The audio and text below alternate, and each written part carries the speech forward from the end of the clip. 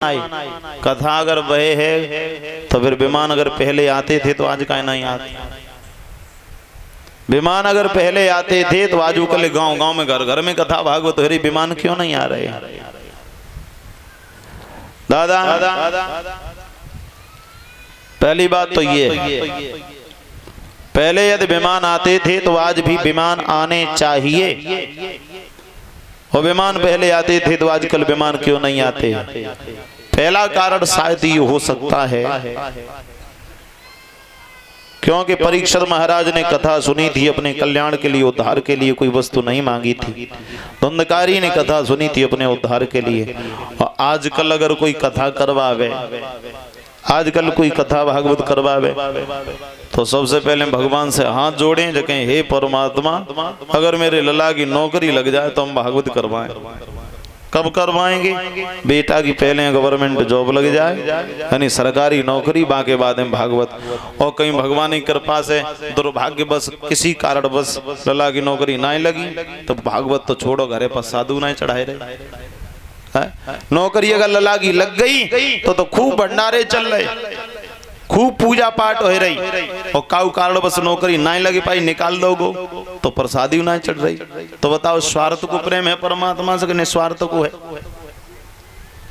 और घर में सब कछु है तो हाथ जोड़े, भगवान मेरे पास धन दौलत सब कछु है, घर में को नाती हो जाए तो अच्छो से तो नाती के हाथ से भागवत करवाते। कब करवाएं? जब भगवान पहले हमें नाती लाए के दें तब बाद में भागवत करवाएं। नाती ना आओ तो फिर कछु ना हो रहो। तो यानी भगवान पहले हमारा काम करके दें, उसके बाद में हम भगवान की पूजा करेंगे। ऐसे विचार हैं आदमी के आजकल। करते रहो, भगवान का ध्यान करते रहो, किसी न किसी दिन उसके कान में आवाज जरूर पड़ेगी। लगे रहो, बहुत भीड़ हो अगर लाइन में लग जाओ तो लगे रहोगे, रुके रहोगे, मुसीबतों को झेलते हुए आगे चले जाओगे तो शायद एक दिन मंजिल मिल जाएगी।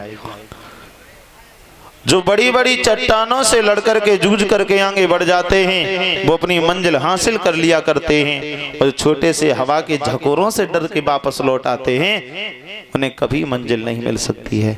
इसलिए कभी वापस नहीं लौटना है, बढ़ते जाइए, जो भी कार्य करना है करते जाइए। और कुछ विद्वान तो यहाँ तक कहते हैं कि भगवान का ध्यान ऐसे करना चाहिए, ऐसे करना चाहिए जैसे शरीर में सांस रहती है। जैसे शरीर में श्वास रहती है वैसे ही परमेश्वर का नाम भी रहना चाहिए। अच्छा, श्वास कैसे रहती? श्वास से तुलना क्यों की विद्वानों ने?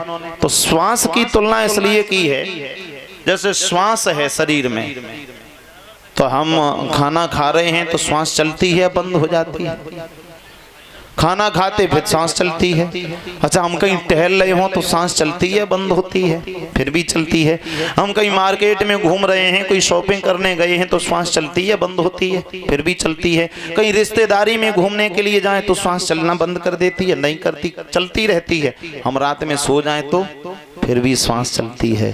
चाहे हम सोते हो, चाहे जागते हो, चाहे खाते हो, चाहे पीते हो, चाहे चलते हो, चाहे फिरते हो, चाहे कहीं भी घूमते हो, चाहे कोई भी कार्य करते हो, लेकिन श्वास अपना काम करती रहती है, श्वास चलती रहती है, चलती रहती है। ठीक वैसे ही भगवान का नाम चाहे जहां भी रहो, जैसे भी रहो, जैसे श्वास की तरीके से परमात्मा का नाम भी हृदय में चलता रहना चाहिए। चाहे खाना खाए रहे हो, चाहे नहाए रहे हो, चाहे सोए रहे हो, चाहे जगे रहे हो, चाहे घूम रहे हो, चाहे कोई रिश्तेदारी में हो, जिस